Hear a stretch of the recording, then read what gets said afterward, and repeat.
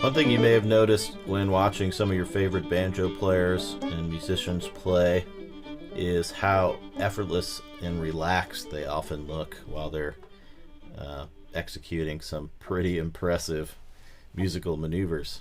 It seems kind of counterintuitive because when you try to execute similar musical phrases that are taxing mentally and physically, usually the first reaction of the body is to tense up.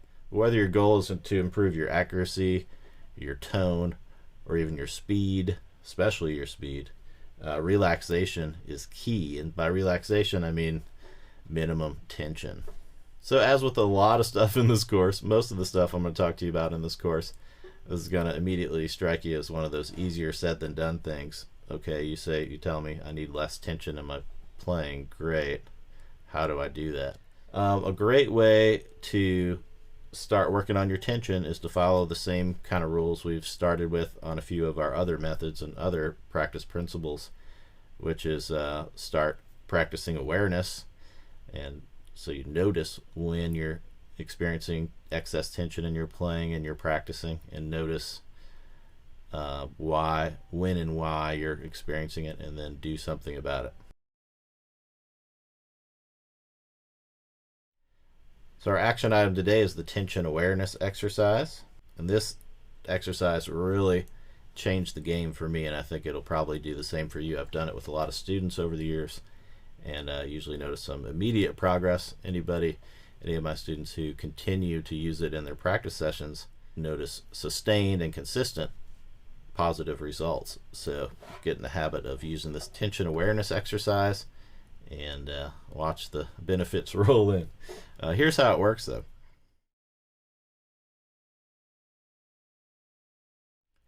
Again, choose a short passage from your practice item, so we don't need a whole tune that we're working on necessarily. Just a few bars of music will suffice here. We want to just have a small repeatable piece of music. I'm going to use as an example just the first few bars of Tater Patch. So what we do with this little piece of music is we play it at a moderate tempo.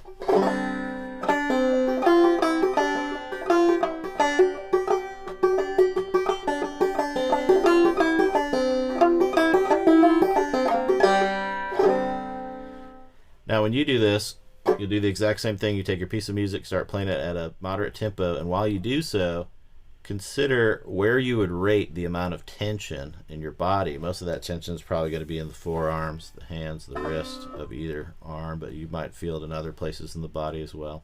Without trying to change it, just trying to notice it, become aware of it, try to rate that amount of tension on a scale of 1 to 10. 1 being so relaxed we can't even really play the tune. Drunkenly relaxed would be number 1. 10 would be so much tension that we can't even really play the tune. On that end of the spectrum, I graded myself about a 5 on the 1 to 10 scale. It's about right in the middle of the tension meter. So now here's where the exercise gets fun. I thought I was at a 5. I'm going to imagine what it would be to play that at an 8. And I'll just try that. Try to ramp up the tension to an 8.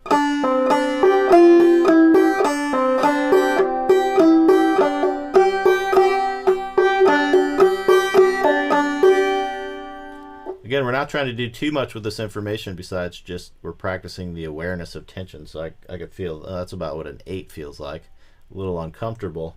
It definitely changes the tone. I get more volume that way, but my tone definitely changes and my feel gets a little stiffer because that tension in the body is going to relay itself into the music. Now I'll pick, I'm going to try a 3. So it's not an exact science. You just use your imagination a little bit.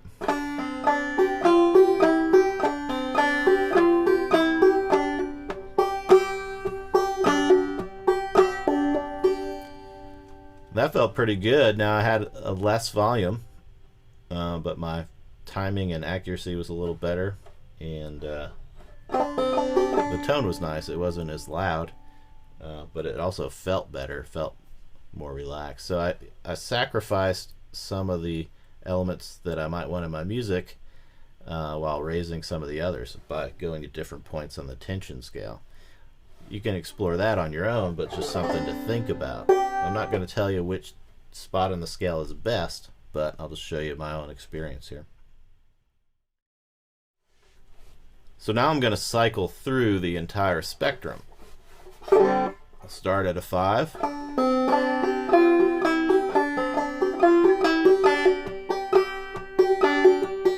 Now I'll start slowing it or walking it down, so I'll go to 4. So little nudge into a slightly more relaxed approach.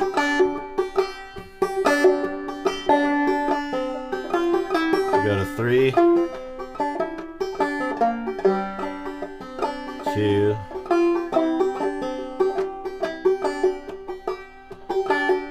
1.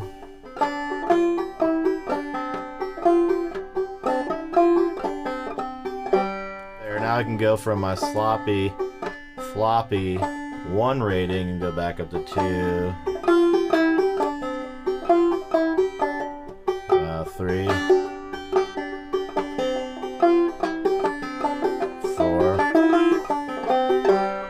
Try not to speed up. 5,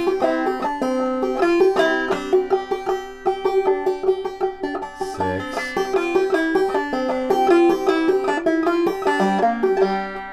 7, 8, 9, 10.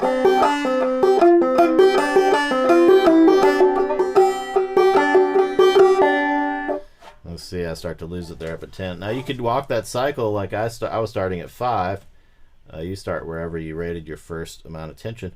And I cycle down to 1, back up to 10. I can keep doing that. From 10, I can keep cycling back down to 1, back up to 10. And by working your way up and down that tension spectrum, you just get a nice awareness for the range of tension in your body parts, especially your wrists and fingers and forearms of your 2 hands. But you also get a feel for the results when you have more tension, how it feels, what it hinders, what it helps. I find that when you have more tension, you can get more volume, but usually that tension is translated into the music, so you get a lot of, you don't get a smooth sound, you don't get a smooth open tone either. You'll get a constricted tone with more volume and less control and less feel. And then as you get more relaxed, you'll get a more open tone, a little less volume, much more control, and a nicer feel somewhere in that spectrum. But then as you get too relaxed, you'll lose the control and the feel. You'll just have a nice tone. You'll also lose the volume. So obviously you need to find your place, a happy medium somewhere on that spectrum for your standard state when you're playing. You can also, the more you work with these tension awareness exercises, the more facility you have in the different areas of the spectrum, because you might, for certain musical reasons, want to play with more tension at some point because you want a certain musical effect, or you want to play really loosely at some point for a certain musical effect. All of that will be at your fingertips if you're in the habit of kind of moving through this tension awareness exercise. But you don't have to take it that far at all, as long as you just do the exercise and then figure out a way to integrate it into your practice regimen where you find it to be appropriate. Then you'll really start to experience some benefits. I think this really opened up my technique and changed the way I play and practice once I learned it. So hopefully it'll do the same for you.